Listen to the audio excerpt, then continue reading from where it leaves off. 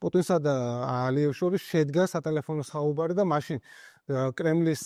ვებგვერდზე გამოქვეყნდა საუბრის ესეთი ძალიან უცნაური პრეს-რელიზი, რომელშიც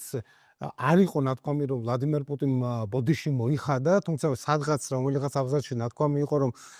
რუსეთის პრეზიდენტმა ბოდიში მოიხადა, რომ აი ეს თვითმფრინავის კატასტროფა, ეს ინციდენტი მოხდა რუსეთის საჰაერო სივრცეში, თუმცა ის არ აღიარებდა პასუხისმგებლობას. ხო, არ იღებდა პასუხისმგებლობას, ამას მოყვა აზერბაიჯანის ლიდერის მხრიდან ესეთი ძალიან მწვავე, მკაცრი რეაქცია და პარალელურად შენ მიერ ნახსენები მოვლენების ფონზე იყო მისი გახმაურებული ინტერვიუ ალ-არაბიასთვის, რომელშიც მან პირველად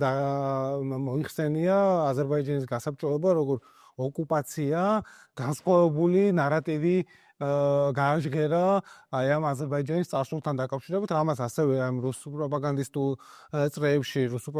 წრეებში გამოიწვია სერიოზული გაღიზიანება, უკმაყოფილება და ლანцუღის კასკადი წამოვიდა ამის შემდეგ მის მიმართ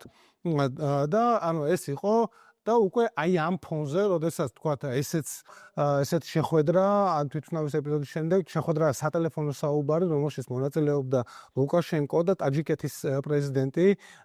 და მიიჩნეოდა, რომ აი ამ სატელეფონო საუბრის შემდეგ თითქოს მხარეებმა ესეთი მოზომილი